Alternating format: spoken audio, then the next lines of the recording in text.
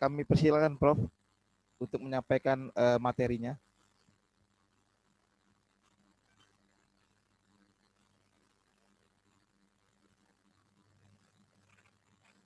Prof Lian, bisa dengar suara saya?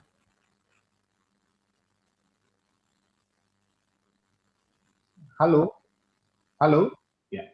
Halo, Suara ya, saya terdengar? silakan Prof. Ya. Terdengar Prof. Terdengar Ya, Prof. berkenan slideshow-nya? Ya, silakan Prof. Prof, mohon maaf jika ada yang mencoret-coret. Tadi Ya. kita sudah juga menemukan, sudah kita kick off. Tapi kalaupun memang kemudian masih ada, saya ya mohon kiranya dimaafkan karena ya bisa saja ini terhack oleh orang-orang yang tidak bertanggung jawab. Ya, Prof ya. Ya. Baik. Ya, silakan Prof. Mohon izin, suara saya terdengar? Dengar Prof, dengar jelas. Tidak ada delay ya? Ya, siap. Lalu kemudian slideshow-nya boleh? Boleh, silakan Prof. Ini Bapak Ketua tutup dulu atau bagaimana? Kenapa? Saya tidak bisa share screen. Mohon host bisa dibantu untuk share screen. Saya bisa langsung? Ya, silakan Pak. Bentar ya. Terlihat ya? Ya. Terlihat, Prof. Ya, terlihat ya? Ya. Silakan, Prof. Baik. Assalamualaikum warahmatullahi wabarakatuh. Salam sejahtera bagi kita semua. Shalom, Om Swastiastu, Namo Buddhaya, salam kebajikan. Salam hormat kepada pembina, ketua umum, dewan pengurus, seluruh anggota Perkopindo yang saya hormati dan saya cintai, Bapak dan Ibu dan rekan-rekan sekalian, tokoh-tokoh di dunia konstruksi, ada senior saya, ada mungkin guru saya, dan mungkin juga ada mahasiswa saya di sini. Saya tadi lihat ya, mahasiswa S1, S2, S3, ketemu lagi kita. Baik. Pertama saya menyampaikan terima kasih kepada Perkopindo. Waktu saya berapa lama moderator? Ini saya kalau sudah waktu bicara bisa panjang ini ya. Ada 1 jam atau 3 jam, Pak? Ya, karena awalnya itu kan 1 jam ya. Baik. Sampai jam 3 sore. Baik. Oke. Saya langsung saja. Baik. Suara saya terdengar ya. Nanti kalau tiba-tiba delay, mohon diingatkan supaya saya tidak jalan terus. Baik, saya tadi menyampaikan juga apresiasi kepada Bapak Ketua bahwa Bapak Taufik, Ketua kami, sudah menyampaikan bagaimana apa yang dikerjakan oleh LPJK periode 2021, periode 2024. Bagi yang belum kenal, perkenalkan nama saya Manglian Simanjuntak, si manis juragan taksi. Nah, gitu ya. Ya, kami membidangi bidang 5. LPJK saat ini ada 6 bidang, ya, dipimpin oleh ketua dan kami koordinator bidang. Nanti materi saya akan fokus kepada bidang 5. Namun saya juga akan menyampaikan bagian yang tidak kalah pentingnya mengenai potret apa yang dilakukan, yang kita kerjakan dalam Undang-Undang Jasa Konstruksi Nomor 2 Tahun 2017.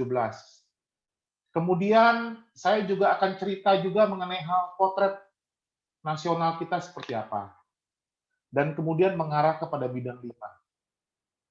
Bapak dan Ibu dan rekan-rekan sekalian, urusan yang dikerjakan dan dilayani saat ini, saya boleh menyampaikan urusan reguler yang menjadi legacy dari kepengurusan LPJK nasional, provinsi, dan daerah 2016-2020, yaitu berbagai layanan, baik itu sertifikasi tenaga kerja, sertifikasi badan usaha, ya, bagaimana juga akreditasi asosiasi profesi dan juga badan usaha. dan kemudian hilirnya adalah terbentuknya LSP dan LSBU. Dan inilah yang kemudian dilanjutkan bahasa saya. Jadi saya boleh menyampaikan kepada Bapak dan Ibu sekalian, apa yang disampaikan oleh Bapak Ketua tadi. Tidak ada terhentinya layanan. Ya, saya ini dari kampus, bermitra juga dengan Kementerian PUPR, ya, ada 2 tokoh pendidikan di dalam kepengurusan ini. Kita kan biasa dari kampus itu kan bicaranya sistematis, terukur begitu ya. Jadi karena kami sudah di dalam, kami melihat tidak ada itu terhenti. Kenapa? Ketika dilantik pada tanggal 22 Desember 2020 yang lalu, ya, kami tidak langsung pulang ke rumah, bertemu rapat. 23 rapat juga Desember. Bahkan mendorong keluarnya Surat Edaran Dirjen Bina Konstruksi sehubungan dengan layanan masa transisi. Pada tanggal 30 Desember 2020, mendorong Menteri untuk mengeluarkan surat edaran Menteri PUPR nomor 30 tahun 2020. Artinya apa? Bahwa LPJK 2021, LPJK 2024 itu memiliki komitmen yang sangat tinggi. Namun kami mengerti bahwa proses persiapan bisnis konstruksi ya untuk tender dan persiapan lain-lain kan itu harus dilakukan jauh hari dan kami mengapresiasi itu. Dan layanan sertifikasi, akreditasi itu tidak boleh berhenti. Betul. Nah, itu yang pertama, jika ada media pada siang hari ini bersama dengan kita, saya bolehlah menyampaikan itu sebagai quote. LPJK tidak berhenti melayani. LPJK siap dan sigap melayani bangsa dan negara. Kenapa demikian? Karena sayalah juga pengurus yang bertemu lalu berdialog dengan media. Nanti saya menyampaikan, ini bidang 5 ngapain? Tadi Pak Ketua sudah menyampaikan. Nah, itu hal-hal reguler yang saya boleh tekankan kepada kita, supaya sederhana dulu. Saya tidak akan terlalu rumit-rumit supaya Bapak dan Ibu mengerti. Tapi ada bagian kedua yang saya boleh menyampaikan. Next, atau pengembangan ke depan itu apa? Ya, masa transisi akan berakhir ketika terbentuknya LSP dan LSBU. Ya, berarti surat edaran Menteri PUPR itu paling lambat Desember 2021. Kalau LPJK bisa menyelesaikan bulan Maret, bulan April 2021, ya selesai masa transisi. Kami juga maunya cepat-cepat, Pak Idris, Pak Ketua Umum, Pak Sekjen. Supaya bisnis konstruksi ini tetap jalan. Dan kami LPJK, terakreditasi, titik. Setuju, Pak Ketum, Pak Pembina? Iya dong. Ya, kenapa? Karena sekarang sudah terpusat. Dulu bagus juga legacy di daerah, betul ya? Di provinsi, kabupaten kota, dengan keunikan masing-masing. Sekarang terpusat, satu komando. Bahkan jawaban saya waktu fit and proper depan LPJK itu ke depan akan merangkul. Nah, Perkopindo yang saya dengar, saya cermati, katanya bukan belum terakreditasi Pak Pembina, Pak Ketua Umum, dan Pak Sekjen, tapi dalam persiapan terakreditasi. Itu dong, ya. Jangan ada kata-kata belum terakreditasi. Kita nggak mau tuh. Nanti kita datang ini Pak Idris, ya Pak Ketua Umum, ya ayo gimana caranya? Itu bedanya LPJK yang baru ini. Karena apa? Karena kami mitra pemerintah. Nomor handphone saya terbuka kok, ya. Silakan. Ya, 24 jam kami nggak tidur, ya. Terus terlatih karena kami dosen biasa terima mahasiswa pasien itu Pak Idris di atas jam 10 malam. Jadi kalau kami meeting LPJK jam 11 sampai jam 3 pagi itu sudah biasa. Ya. Tapi ingat istirahat juga. Jadi tidak ada cerita. Setiap kali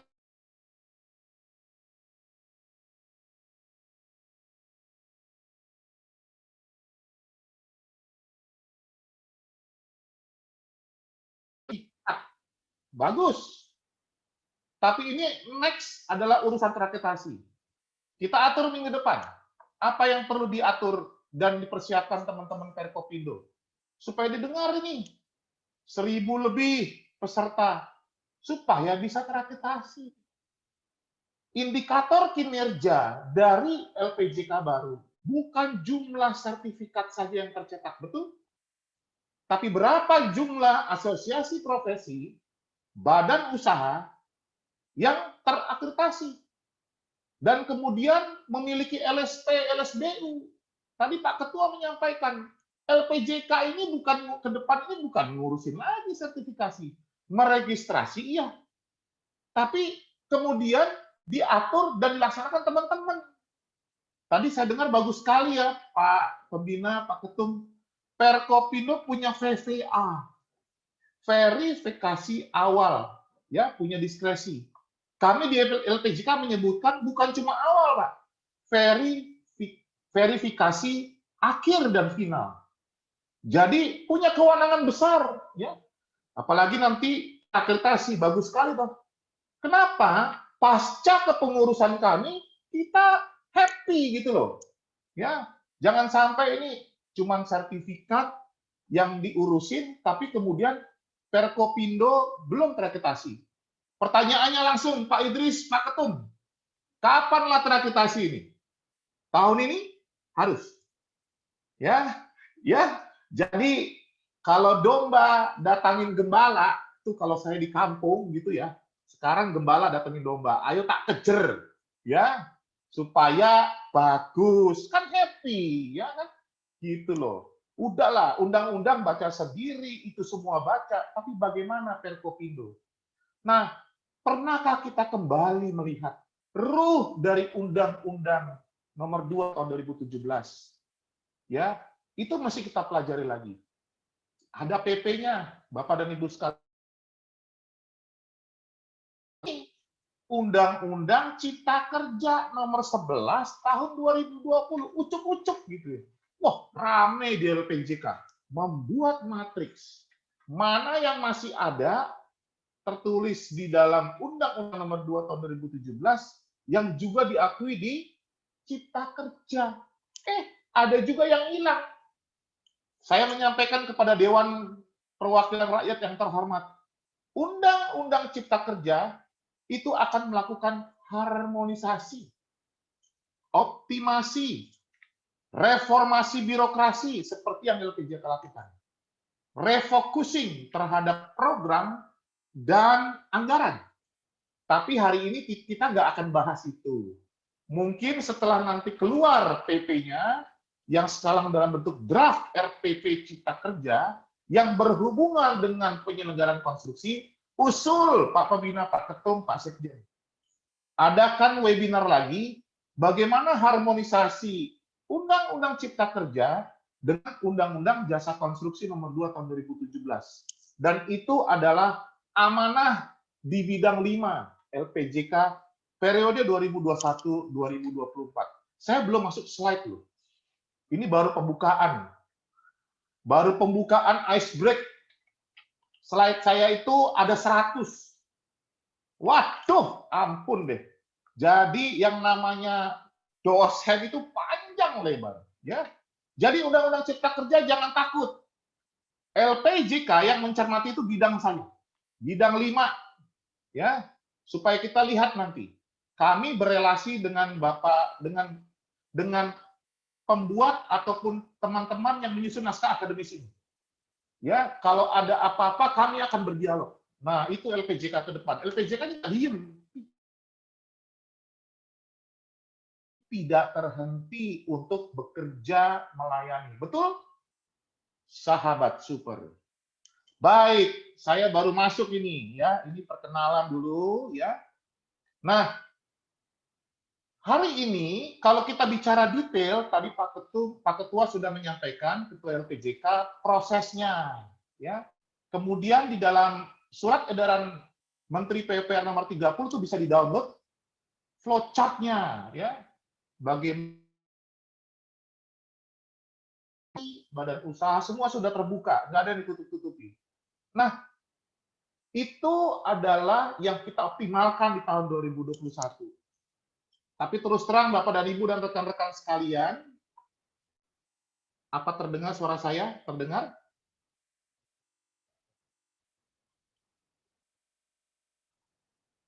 Terdengar ya?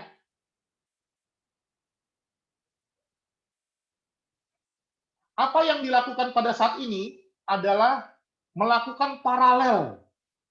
Paralel selain mengoptimalkan yang sedang berjalan, yang sudah ada, tapi kita juga optimalkan supaya pengembangan ke depan berjalan dengan baik, berjalan dengan lancar.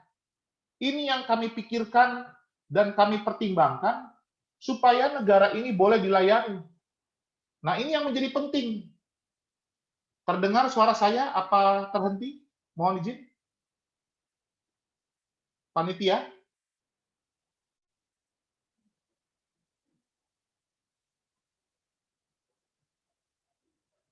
Terdengar panitia? Oke, saya lanjut. Nah, kita lihat. Tadi ada beberapa hal yang disampaikan oleh Bapak Ketua, ya. Bahwa saya mencatat ada 9 poin sebelum saya masuk, ya. Urusan penyelenggaraan pengadaan.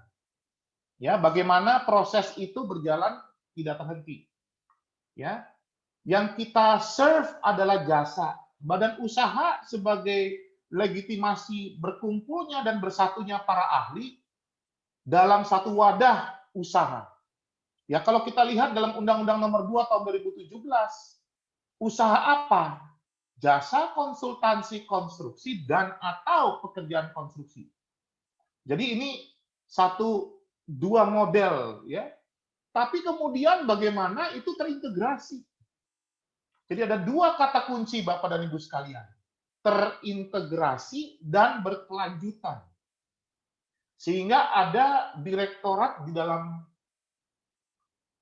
organisasi Direktorat Jenderal Bina Konstruksi Kementerian PUPR adalah Direktorat Pengembangan. Nah, ini juga yang kemudian diharmonisasikan dengan program di LPJK. Ya. Nah, untuk itulah kami melihat bagaimana usaha konsultansi ini dan pekerjaan konstruksi ini tetap berjalan dengan baik. Nah, sehingga kalau saya masuk kepada yang namanya Perkopindo, tentunya bagaimana mengoptimalkan pekerjaan konstruksi. Namun kita lupa, sering lupa termasuk saya. Pekerjaan konstruksi itu tidak hanya langsung action, ngecor, enggak. Tapi melakukan evaluasi desain, itu penting. Berkali-kali saya menyampaikan di kelas. Berarti ada satu kompetensi yang penting di situ. Sampai kemudian post-construction process. Nah, tanda petiklah itu. Kalau LPJK berfokus kepada construction and post. Tapi sebenarnya kami juga mencermati before. Karena ahli dan badan usahanya juga oke.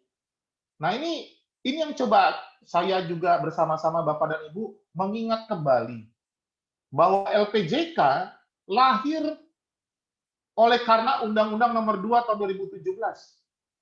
Kemudian legitimasinya diperkuat lagi dengan Permen PU Nomor 9 Tahun 2020 untuk melakukan optimasi terhadap sistem sertifikasi, sistem registrasi, ya, tapi juga apa? Melakukan sebagian kewenangan pemerintah pusat. Coba bayangkanlah itu. Apalah itu sebagian kewenangan pemerintah pusat? Nanti kita lihatlah ya. Semoga waktunya cukup ya. Nah, kita lihat dari Undang-Undang Nomor 2 Tahun 2017. Ini bagian pertama ya. Nanti bagian kedua kita lihat potret nasionalnya dan bagian ketiga langsung ke bidang apa yang saya nanti kerjakan. Sudah dikerjakan memang. Yaitu bagaimana Pasal 2 Undang-Undang Nomor 2 Tahun 2017. Asas dari proses penyelenggaraan. Tadi saya menyampaikan keberlanjutan. Sampai-sampai di Dirjen Bina Konstruksi ini ada namanya Direktur Keberlanjutan. Luar biasa tuh. Nah, sepertinya ini adalah bagian dari etik supaya kita yang berperilaku profesional mengerti akan hal ini.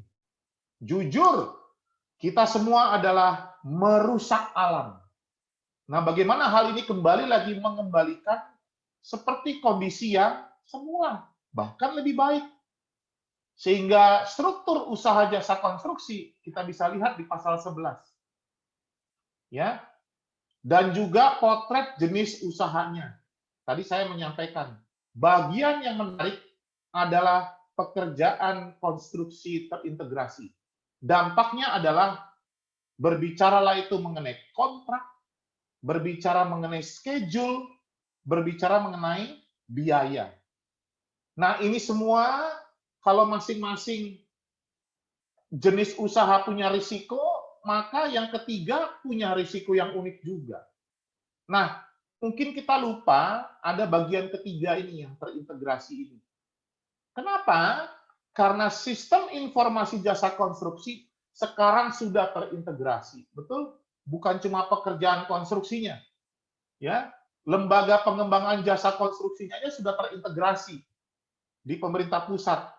Kami adalah instrumen pemerintah. Saya menyebut, teman-teman di Kementerian PU menyebut kami ini adalah mitra pemerintah. Saya menyebut lagi instrumen pemerintah, ya, yang langsung berada di bawah menteri dan juga dapat melakukan sebagian kewenangan pemerintah pusat. Jadi memang LPJK ini bagi saya, bagi kami sebenarnya sangat luas, cair, dan mampu berdialog langsung kepada pemerintah pusat. Siapa itu pemerintah pusat? Bapak Presiden dan Bapak Menteri. Dan Bapak dan Ibu, saya boleh menyampaikan kesempatan Bapak Pembina, Ketum, dan Sekjen dan Dewan Pengurus yang terhormat, bahwa apa? Kita tidak hanya urusan bisnis di dalam lokus fokus konstruksi. Saya menyebutnya adalah sektor konstruksi. Satu bagian tupoksi yang LPJK lakukan, rantai pasok. Rantai pasok ini tidak hanya Kementerian PU, ada Kementerian Perdagangan, Kementerian Perhubungan, Kementerian ESDM, Kementerian Lingkungan Hidup dan Kehutanan, dan seterusnya. Dan inilah yang dilakukan juga oleh LPJK. Bagaimana LPJK menjembatani relasi usaha yang kita lakukan bersama, baik di Kementerian PUPR dan juga kementerian lainnya. Gebrakan yang kami akan lakukan, kalau selama ini Kementerian PUPR ini terlalu banyak dan harus dibantu tugasnya, maka LPJK akan kemudian memberikan terobosan dan inovasi yang tadi Bapak Ketua sampaikan. Di bidang siapa itu? Bidang 5. Bidang 5 itu juga mengintegrasikan bisnis di kementerian yang lain. Dan kemudian bagaimana posisi kita? Ya, konstruksi di antara sektor yang lain. Ketika proyek kereta cepat Indonesia-China, Jakarta-Bandung, itu banyak hal itu terobosannya. Bukan hanya nasional, tapi asing. Bagaimana itu? Nah, kita akan lihat mendatang. Saya tidak akan panjang lebar nih kalau satu-satu saya kupas, lama sekali. Nah, ini urusan jasa konsultansi, pekerjaan konstruksi, saya setuju tadi dengan kalimat Pak Ketua. Spesialis. Namun coba lihat deh, Undang-Undang 18 tahun 99 berbasis spesialis, sedangkan Undang-Undang nomor 2 sebenarnya jasa dan usaha. Sub. Loh, sub itu spesialis atau tidak? Nah, ini juga penting. Sub tetap spesialis. Bahkan lebih terintegrasi lah itu, sehingga tetap mewakili spesialisasi. Bapak Direktur Kelembagaan, Pak Nikodemus, selalu menyampaikan spesialis, spesialis, betul. Walaupun sebenarnya kalau kita lihat secara tertulis, itu sub di Undang-Undang nomor 2 2017. Undang-Undang 18 bicara mengenai spesialis. Dan itu diteruskan. Ternyata spesialisasi jasa dan spesialisasi usaha. Jadi Pak Ketum, Pak Pembina, bagaimana bisa terakreditasi? Pertanyaannya, apa spesialisasinya? Catat itu. Waduh, kalau spesialisasi kita nggak bisa ngerjain banyak, tunggu dulu. Ya. Spesialisasi itu merupakan bagian instrumen yang tidak terpisahkan. Badan kita ini ada kepala, tangan, kaki, spesialisasi kepala. Kalau nggak ada kepala, badannya nggak jalan. Jadi nggak bisa itu. Nggak akan kemungkinan kekurangan kerjaan dan bisnis, nggak mungkin. Pasti terikat, terintegrasi. Tapi spesialisasi itu risikonya tersebar. Paham ya? Jangan pikir yang namanya semua kerjaan itu risikonya nggak ada. Ya, kalau kita subkan, kita kita berikan kepada ahlinya, maka risikonya berpindah kepada ahlinya, betul? Nah, kalau masing-masing ahli ini mampu mengelola risiko, maka risiko konstruksi secara umum itu akan optimal, tidak tinggi lagi. Sehingga pengguna jasa tuh happy, masyarakat tuh senang. Wah, panjang nih. Kita masuk slide berikutnya. Terintegrasi. Ya, sekarang tantangannya adalah urusan terintegrasi. Bagaimana kita bisa cair bekerja sama satu dengan yang lain. Nah, ini memang menarik gitu ya. Nah, ini urusan usaha, kita sudah tahu hal-hal yang nanti secara teknis ini ya, di beberapa pasal di Undang-Undang Nomor 2 tahun 2017, persyaratan-persyaratan yang ada, sudah ada, tinggal di-download, termasuklah itu sertifikatnya dan lain-lain. Jadi seperti apa yang disampaikan oleh Pak Ketua LPJK tadi, rekan-rekan yang mengurusi mengenai akreditasi badan usaha, Pak Ketum dan Pak Pembina itu memang ada di bidang 2, ya. Tapi tidak masalah. Kami ini saling melengkapi. Jadi Prof Mandian harus ngerti urusan dan usaha yang dilakukan.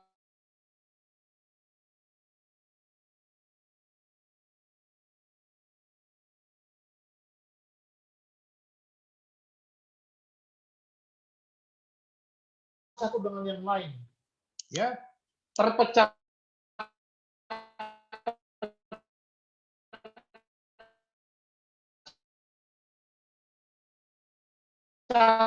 terpisah kami kuat. Yang menarik adalah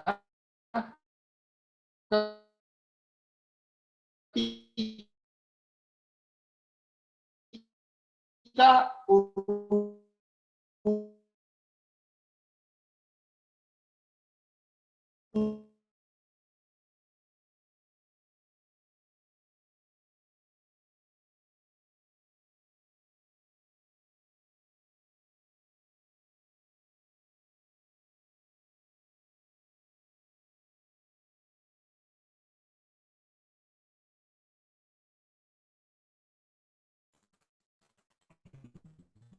Mohon maaf.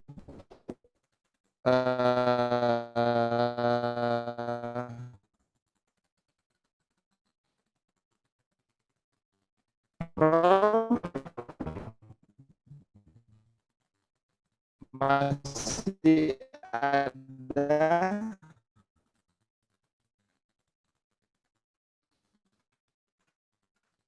bisa disampaikan melalui kolom chat yang ada di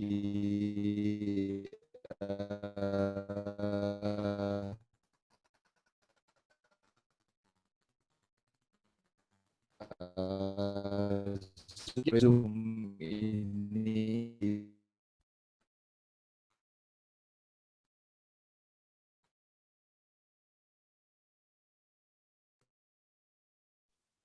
sudah terdengar?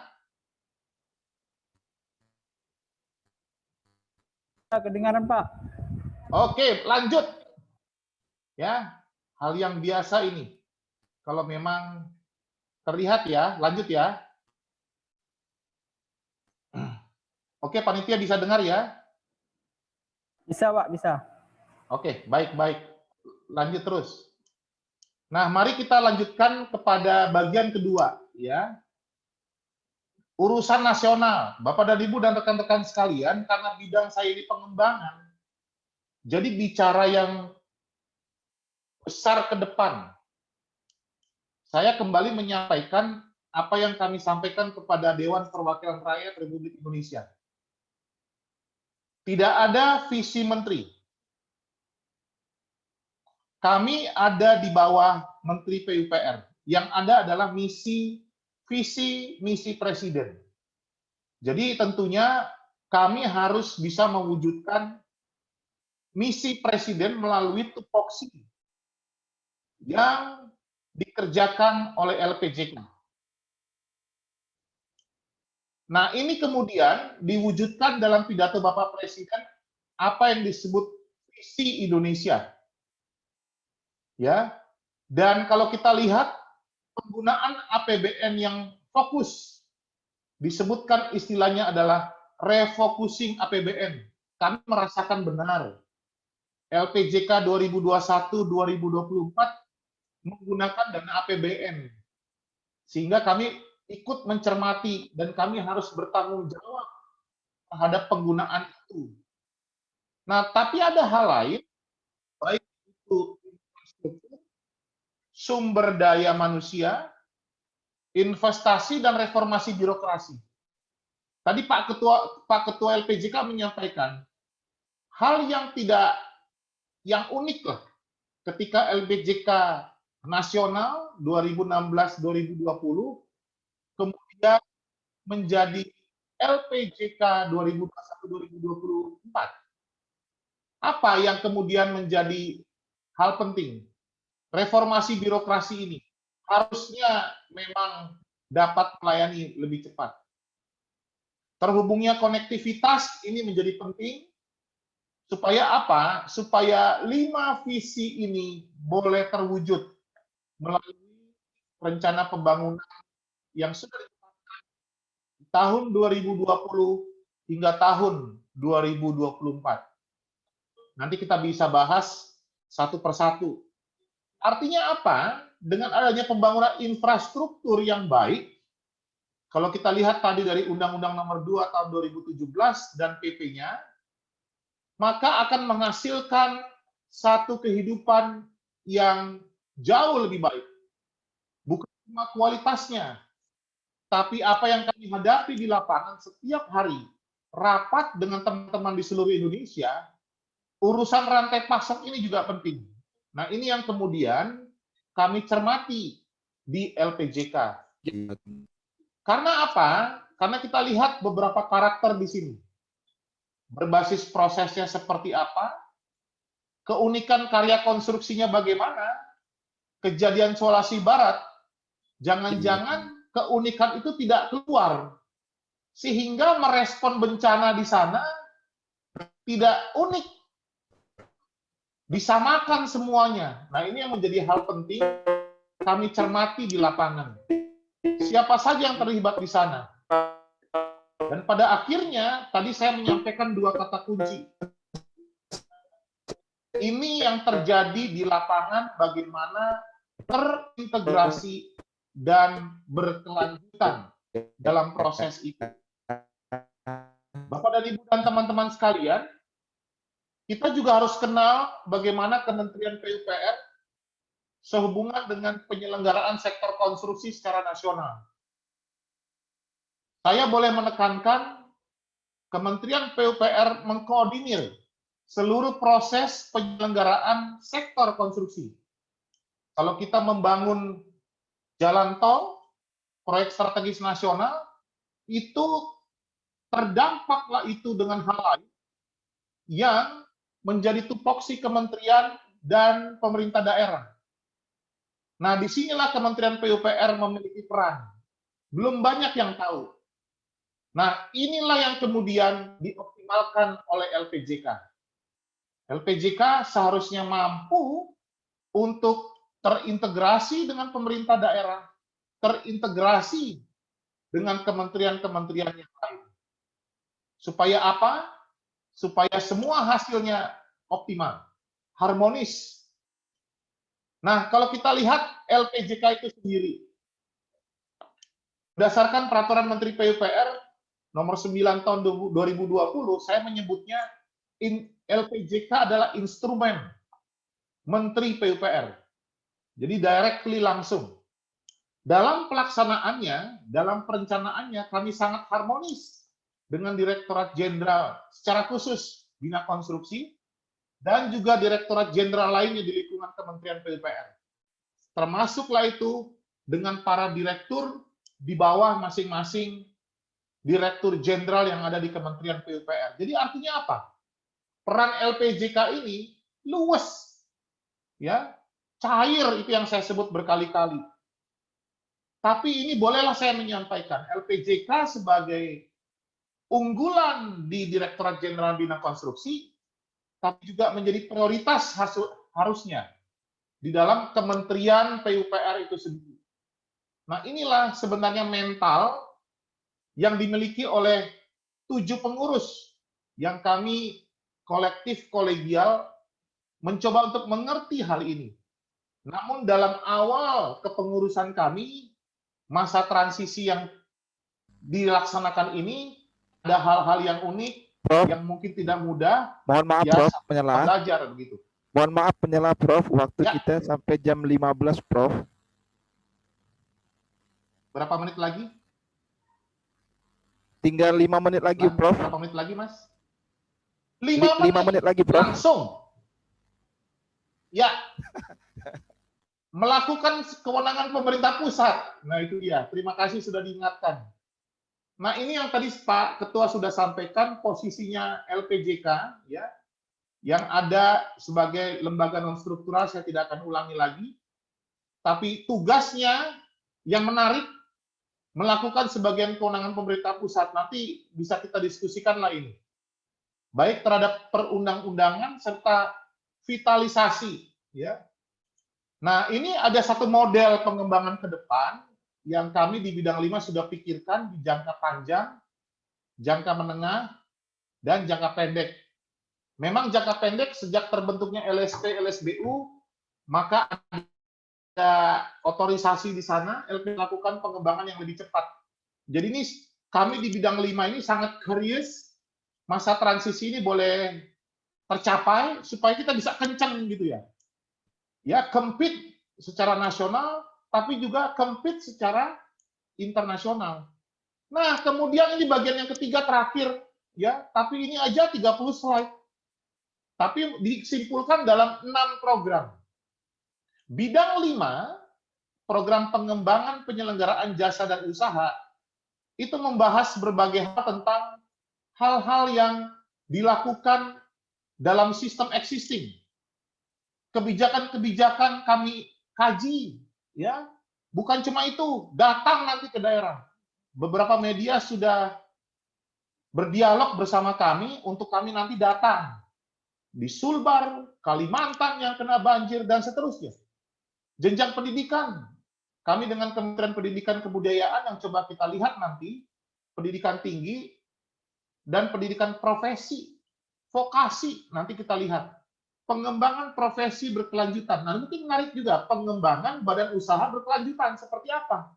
Nanti bisa kita diskusikan dan bagaimana kami juga berkoordinasi dengan media, baik elektronik maupun media cetak. Nah, ini sebenarnya sistem-sistem, ya, kita tahu registrasi, akreditasi, penetapan penilaian ahli, sistem ini sebenarnya dilakukan oleh bidang 3 yang dipimpin oleh Prof. ATM. Tapi sistem itu ada di bidang 5, jadi kami saling menopang. Bagaimana LSP, LSBU, dan kita juga boleh bermitra hingga secara internasional. Nah, ini yang coba kami sinergikan dengan bidang 4. Tidak tumpang tindih, tapi saling melengkapi. Kebijakan pemerintah yang mungkin selama ini kita cuma tahu 1-2 undang-undang, maka kita akan melihat begitu banyak kebijakan yang ada di negara ini, Undang-Undang Jasa Konstruksi, Cipta Kerja, pemerintahan daerah, lingkungan, bangunan gedung, tata ruang, rumah susun, mungkin ini nanti kami berdialog dengan Direktorat Jenderal Perumahan, Rumah Susun, kemudian mengenai Undang-Undang Nomor 1 Keselamatan Kerja berbasis human, tentang jalan, ya, arbitrase penyelesaian sengketa, walaupun itu secara teknis ada di bidang lain. Kebijakan yang Bapak Presiden dan Menteri PUPR juga lakukan, lalu bagaimana renstra yang ada, sehingga semuanya ini juga bisa terimplementasi sampai ke daerah. kami mengkaji kebijakan provinsi, bupati, wali kota, dan urusan Renstra LPJK yang sedang kami susun, dan website yang saat ini masih menggunakan yang lama, belum diupdate karena kami sedang mempersiapkan datanya, itu juga di bidang 5. Urusan jenjang pendidikan tadi saya sampaikan, ya, sampai ke daerah, profesi berkelanjutan, apa yang dilakukan Kementerian PUPR bersama dengan teman-teman di profesi, usaha berkelanjutan, itu juga yang kami potret, ya. Dan Perkopindo juga melakukan apa, nanti kita bisa diskusikan. Dan apa yang nanti media lakukan bersama dengan kami untuk boleh menyebarkan ataupun menginformasikan hal-hal penting yang LPJK sudah lakukan. Saya tutup, together we can. LPJK tidak bisa bekerja sendiri, Perkopindo tidak bisa bekerja sendiri. Hal yang penting, setelah webinar hari ini konkret ya, Mas Moderator, next, minggu depan mau ngapain kita? Kedua, buat schedule kapan Perkopindo terakreditasi.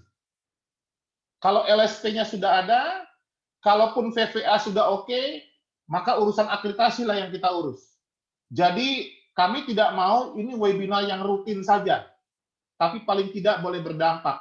Nanti saya linkkan dengan bidang 2, ya, urusan akreditasi dan lisensi teman saya Bapak Agus Gendroyono. Saya kawal nanti bersama dengan beliau. Kita bertemu minggu depan karena minggu ini kami akan rapat kerja di Kementerian PUPR. Terima kasih, Mas. Mohon maaf waktunya terlewat.